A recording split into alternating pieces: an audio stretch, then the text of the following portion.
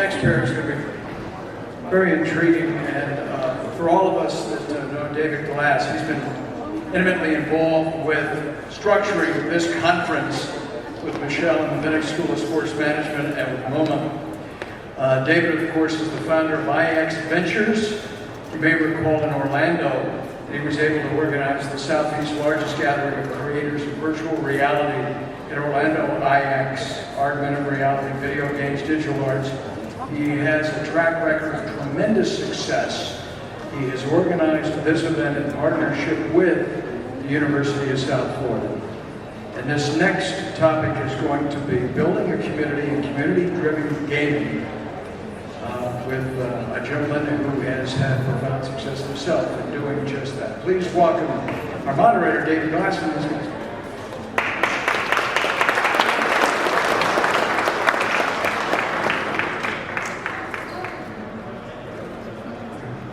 How's it going? You guys enjoying the Esports Summit? All right. Hello everyone, I'm Alex Jebailey.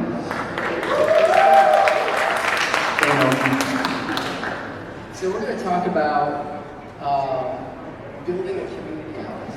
And I think building a community is an important part of the esports industry. So let's talk about first, what is CEO Gaming? You're the founder of CEO Gaming. What is it? So CEO Gaming stands for Community Effort Orlando. It's basically a self-creation that I created out of just wanting to have fun. I grew up a gamer all my life, actually. I still game when I have the time now. But CEO started in Orlando, Florida about 2010. Before that, I had many years of experience as a competitor, playing mostly fighting games. Anybody Street Fighter, Mortal Kombat fan here, Smash Brothers? So yeah, that's my foray. That's what I'm passionate about. That's what I host. So CEO, the first official year of it was somebody else was going to run an event in Orlando and decided to just pack up with the money, wasn't a lot at the time, and run, and disappeared. And our little community that was planning to go to this event had nowhere to go, so I had experience of running smaller events. I'm like, let's see what we can come up with in 3 weeks, and that's when I stepped up. I go, all right, let me see what I can do. Found a 10,000 square foot hot box in the middle of June at the Central Florida Fairgrounds where the AC broke on the second day. It was a very miserable weekend, but we had about 300 people come the first year, and most of them were just from 4 different states, like here, Alabama, Georgia. One guy came from New York. This is before esports was even a word, to be honest with you, and fighting games were very, very small. The prize pool at that time was about $5,000. Fast forward to over the many years, I can talk about for days. It's gone from 300 people. We had 11,000 this past year. We had visitors or competitors actually from 42 different countries and every single U.S. state, including Hawaii and Alaska. Finally got them all. So now it's basically a conglomerate of fighting games, passionate fighting gamers, and then over the years of doing what I do, I've had many opportunities in gaming and working for official companies. I was a PR spokesperson for Iron Galaxy, which is based out of Orlando. I represent the game Killer Instinct and Dive Kick, a video game that I got featured in as a character that you can play as on PlayStation. And then through that, just many opportunities by building community, which I believe that is a question of how we built that. And now I also I'm passionate about a lot of stuff. I'm also a very big passionate fan of pro wrestling. I trained to become a wrestler last year. I injured myself, hosted 2 years of wrestling shows with about 5,000 attendees at the Daytona Beach Ocean Center. And now I try to bring gaming and make it mainstream through pro wrestling or entertainment or music or movies, like creating albums, stuff like that. So that's basically what CEO is. So you're one of the largest fighting game championship programs out there.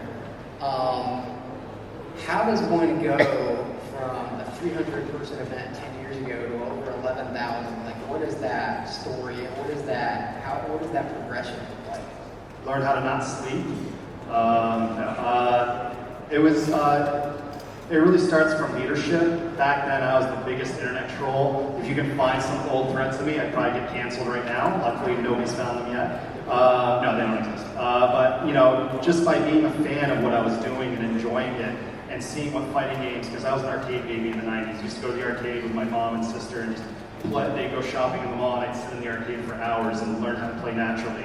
And just in any industry you do, especially with gaming, we're all there for one reason. We love video games, or we're passionate about the same thing. And the moment you have two different people from two different worlds with the same hobby, you become the best of friends. And that's kind of how I built it by still continuing to travel. You know, I can't even think about all the places I've been because of gaming. But traveling and always reaching out to whoever's in charge and asking questions and learning. Made a lot of mistakes growing what I did. Had to learn a lot about contracting and getting hotels, which is the biggest deal in esports, is how many hotel rooms is your event going to fill? Fortunately, the first year doing CEO, I barely hit that mark where I would have to pay the difference of all the hotel rooms I didn't book. Now I sell out 5-6 hotels within the first 2 weeks because I had spent so much time building this up and learning how to talk to these, you know, these hotel places. Were like, hey, so what is this thing? It's a gaming event. Like, what is it about? Like, I'm going to bring you 5,000 people. Where do we sign? Like, you know, it's all numbers in esports. My end is not about the numbers. It's about the experience first for the attendees. Because again, I'm a player first and foremost. I was very lucky to use that experience and know my audience and host what they enjoy doing, which is playing games. And I was saying earlier, the first year is about $5,000 in sponsorships. The fighting game community, short FGC, is probably at the bottom of the totem pole when it comes to developer support. We are the most passionate, we do bring the most unique attendees, and we're an open event. It's not about invitations, it's about bringing anybody who can literally take an arcade stick or controller, sign up and play right away. And this year, it was about like $150,000 in prize money, thanks to developers and the attendees and stuff.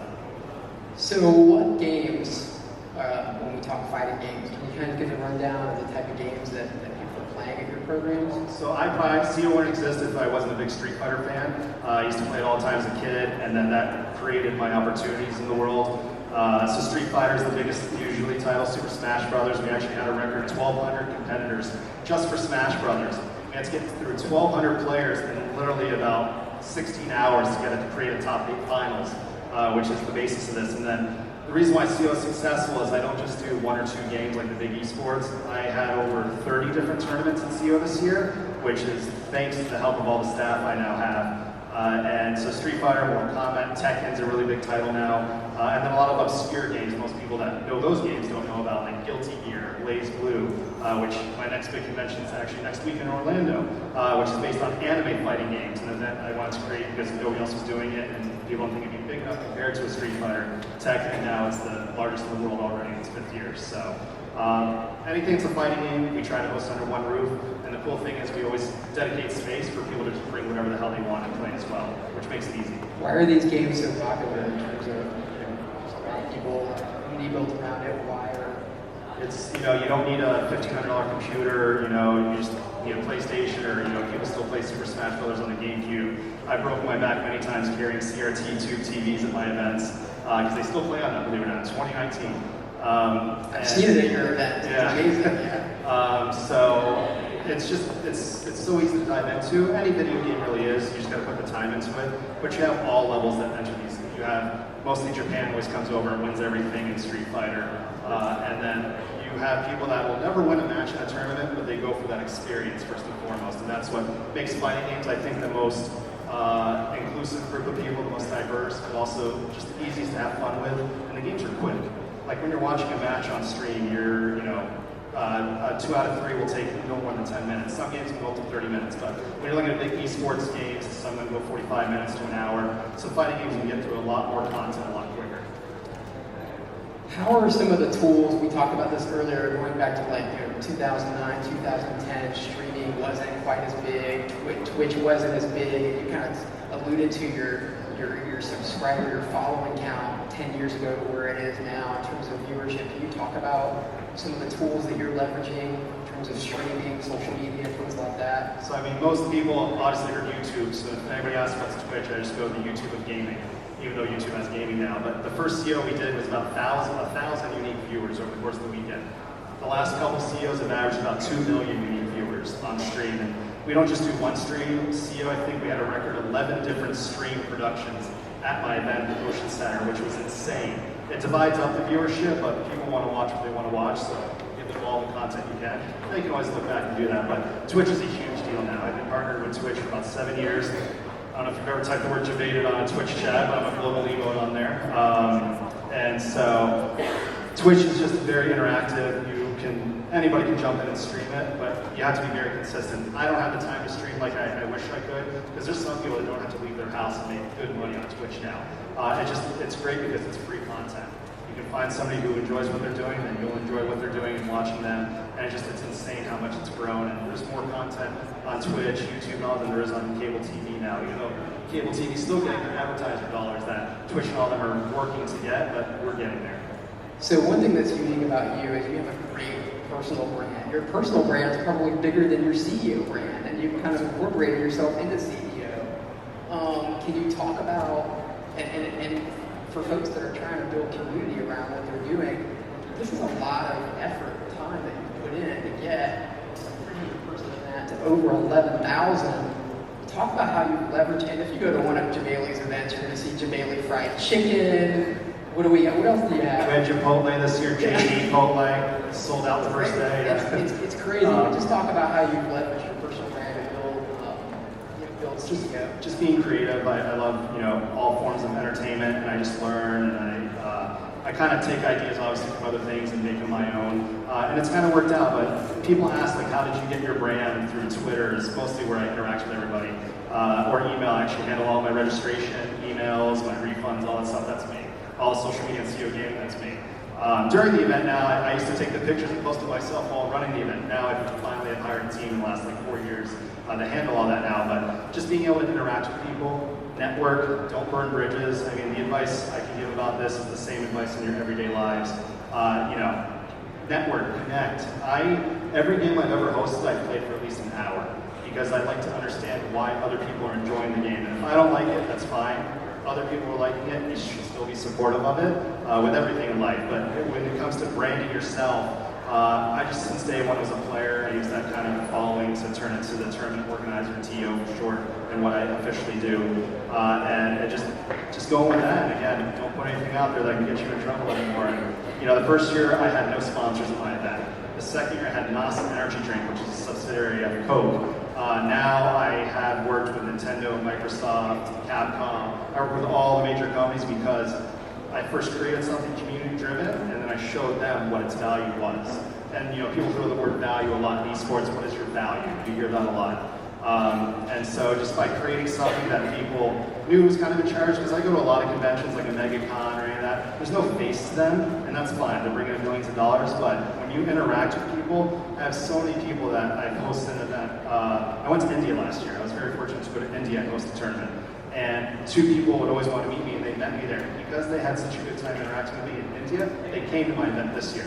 So by personal branding, you're talking to people, you're conversating, you all have the same hobby. That goes a long way in getting people to feel part of the event. And I've always been transparent with everything I do. I don't tell everybody how much money I'm making, but I've been very transparent on why I make decisions. I get community feedback, which is a big thing, and that comes from my 15 years of hospitality industry. I used to work with Disney World for 13 years. So by just being personal, like talking to people as a human being and as a gamer, they all come because they want to support not just CEO, but myself, all the staff that I get to work with, and that's how I created it. Well, that's awesome. Why don't we take some questions? I mean, this guy is the hardest working man in esports that I know of, competitive gaming, so why don't we take a few? Anybody got a question?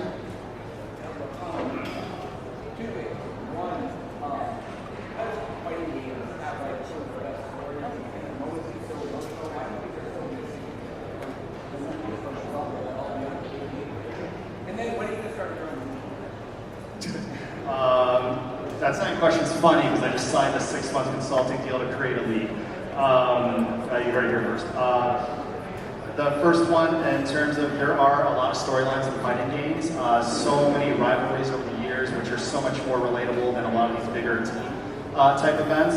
The thing that the FGC is missing is there's just so many different games. When you look at a Fortnite, Epic Games is behind it 100%, and their sole focus is that. If you look at fighting games, we get updates like every couple months, and it's hard for a lot of people to keep up with that. So that's pretty much been the difficulty. The fortunate thing is the developer support that we get, they still let us run the events the way we know how to run them. They don't try to take over. They, like most esports are controlling of their IPs, which is great. They know what they're doing. But in the fighting game world, it's still, it's a small little pie. There's too many people trying to find a piece of that pie. And there's just so much going on. Nobody will ever allow one entity to rule it all. One range rule model. And the FGC, but that's what also makes us exciting and diverse and social media blow-ups. We dedicate Tuesday to Blow Up Tuesday because there's always drama in the esports world, especially at GC every Tuesday afternoon for some reason. Yeah, and the second question, people always feel like, why don't you create a CEO team? I run so many events now, there'd be too much conflict of interest, right? Like, hey, that CEO team won a CEO event. I can't do that, obviously. But I just signed a deal to help create a series across 16 different cities for Street Fighter specifically, which I've actually helped with Red Bull. They do that. So a lot of companies are coming in now to the FGC to create this stuff because of the storylines and the communities. Any more? We got time for maybe one more question. Yeah, just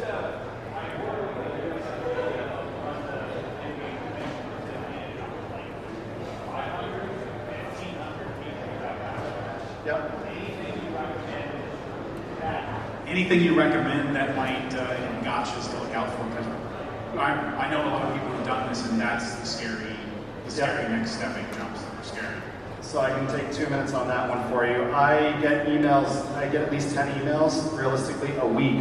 Hey, we've seen what you've done with CEO, how do we create a huge event? And that's the biggest mistake people make in esports is right away, I have cities talk to me, bring CEO here, we want a big event, like it doesn't happen overnight. You got to get lucky. Fortunately, I was before the big bubble of all these events. But I always tell people there's about 5 tips I give to tournament organizers or people growing their events. Always get more space than you need because you will grow into it. I see a lot of people like, I can't do that, cut corners, and then they fail, they disappear.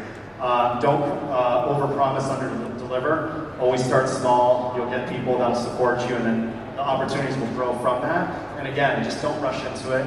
So if you're going from 500 to 1,500 here in Tampa, you're doing awesome, to be honest with you. And then feedback forms after every event. See exactly what people didn't like, what they liked. Over the years of doing CEO, I always read Twitter. Whether it's good or bad, I read through it. I spend an afternoon catching up.